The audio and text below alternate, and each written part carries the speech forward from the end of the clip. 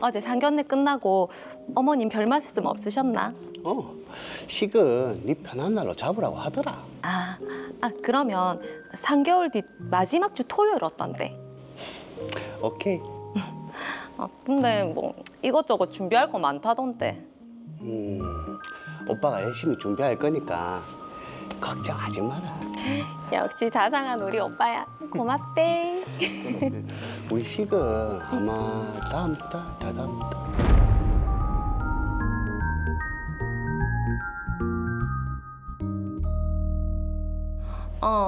이제 마무리 다 돼간다. 우리 이제 결혼 한 달도 안 남았는데 맨날 야근. 아직 드레스도 못 본 게 말이 되나? 그 회사 프로젝트 마무리가 코앞이라서 어쩔 수 없잖아. 대신 이번 주 주말에는 꼭 약속 지킬게. 오빠는 집이 가. 맥주 한잔 하고 잘라고. 자기도 마무리하고 빨리 퇴근해라. 알겠어요. 보아나, 퇴근했나? 이제 한다. 너네 회사 근처인데 맥주 콜? 오케이. 오빠도 먼저 잔다 했으니까 오랜만에 진우랑 맥주나 한잔하고 들어가야겠다.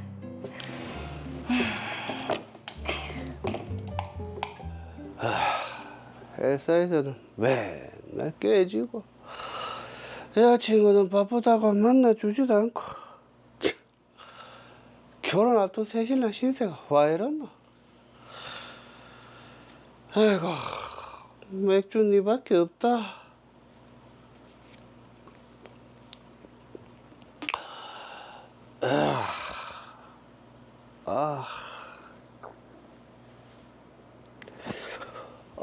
머리야.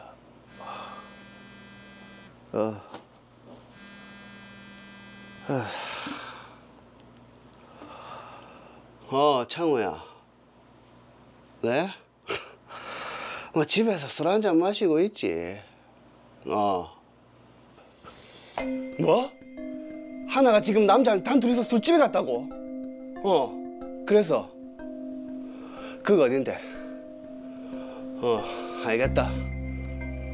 만나주지도 않은 여자친구가 나한테 야근한다더니 남자랑 단둘이서 술을 마셔? 내 이것들을 가만두나 봐라. 이씨. 화가 날만 하긴 하죠. 진우야, 부산 언제 왔는데?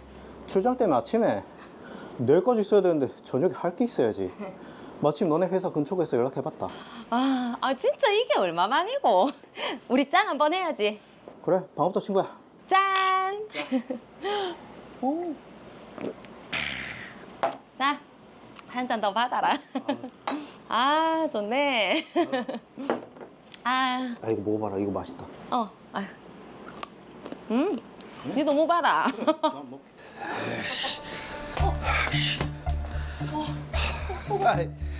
너희들이 먹어? 야근한다더니 그렇고 그런 사이였네. 저희 그런 사이 아닙니다. 네? 다들 그렇게 말하지. 오빠, 진짜 그런 거 아니다. 뭔가 오해하시나 본데요. 오해? 단둘이 룸에서 술 마시고 안주까지 먹여주고 결혼 앞둔 예비 신부가 할 짓은 아닌 것 같은데. 뭐? 지금 오빠 말 다 했나? 오빠, 지금 술 마시고 온 거가? 그래서 뭐? 이 상황이 네 같으면 제정신이겠나? 이걸 왜 이러십니까? 술 과하신 것 같은데. 가해? 야, 야, 이씨. 괜찮나? 오빠, 진짜 왜 그러는데? 아이고.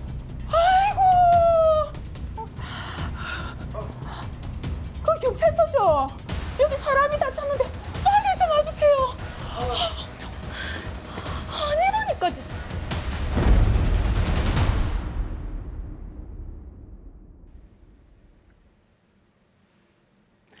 네, 오하나 씨가 정말 바람을 핀 건지 모르겠습니다. 어쨌거나 의도치 않게 사고가 일어났습니다. 그렇습니다. 이게 지금 해결책이 굉장히 좀 시급해 보이는데 빨리 사건 정리해 보겠습니다. 더 로이어 사건 번호 제644호입니다. 오하나 유종진 씨는 결혼을 앞둔 예비 부부입니다. 회사 일과 결혼 준비를 함께 하다 보니 바빠서 최근에는 자주 만나지 못했는데요. 어느 날 오하나 씨가 회사 업무를 마치고 퇴근하려다 친구 하진우 씨에게 오랜만에 연락을 받았습니다. 회사 근처라기에 두 사람은 가벼운 만남을 가졌는데요. 유종진 씨의 친구가 우연히 두 사람의 만남을 목격했고 이 사실을 알게 된 유종진 씨는 두 사람 사이를 오해해서 술집을 찾아가게 됐습니다. 그러다가 다툼이 생겼고 유종진 씨는 화가 나서 하진우 씨에게 술잔을 던지면서 폭행을 저질렀습니다. 네, 믿었던 여자친구에게 그것도 결혼을 앞둔 지금 시점에서 배신을 당했다고 생각을 하면 뭐 화날만 하죠. 그렇죠. 유종진 씨의 마음은 충분히 이해가 가지만 뭐 어떤 이유로도 폭력은 정당화될 수는 없는 거니까요.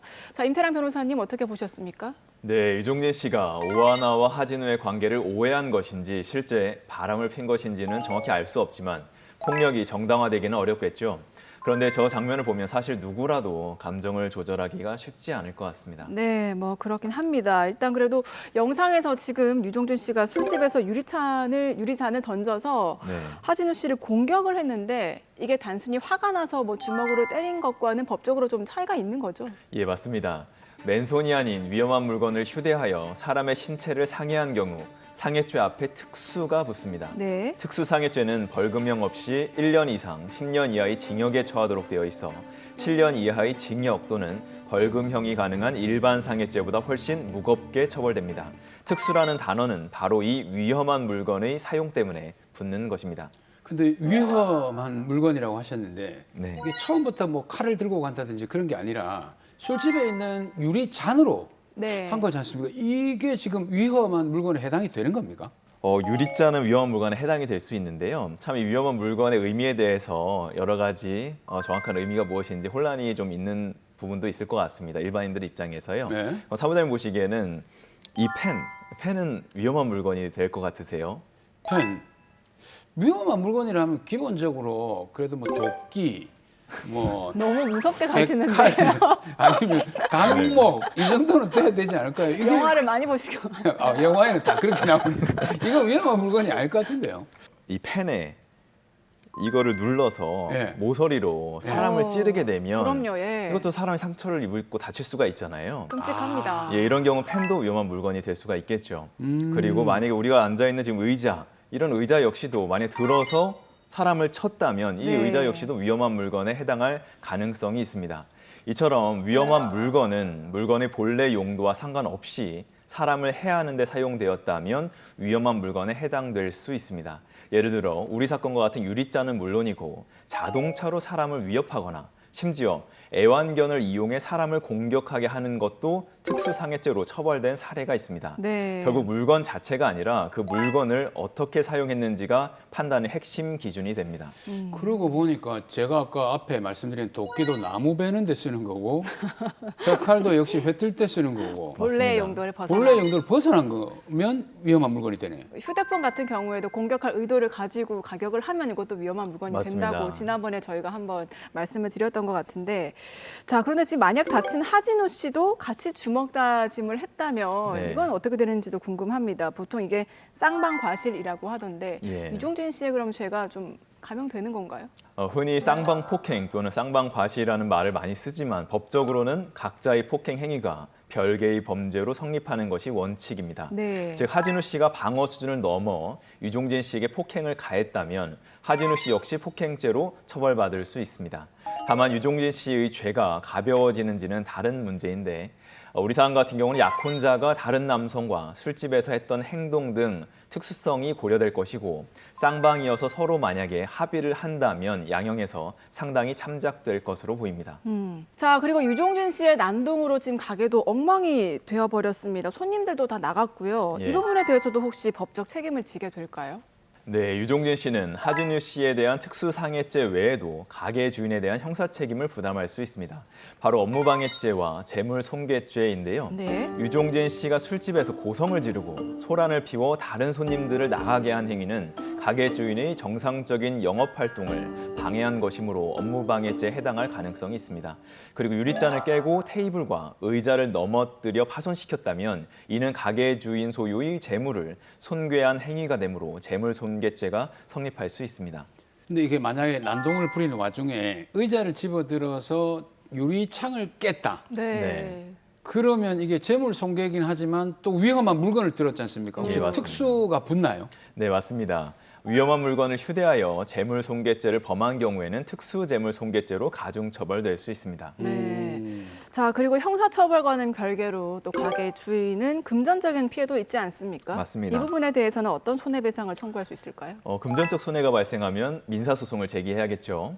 가게 주인은 민사소송을 통해 유종진 씨의 불법 행위로 인해 발생한 손해에 대한 배상을 청구할 수 있을 것으로 보입니다. 네. 유리잔이나 의자, 테이블 등 파손된 가게 물건이 있다면 이에 대한 교체 비용, 그리고 이 사건으로 인해 영업에 손해를 본 것이 있다면 이에 대한 손해, 그리고 정신적 손해에 대한 청구도 할 수 있을 것으로 보입니다.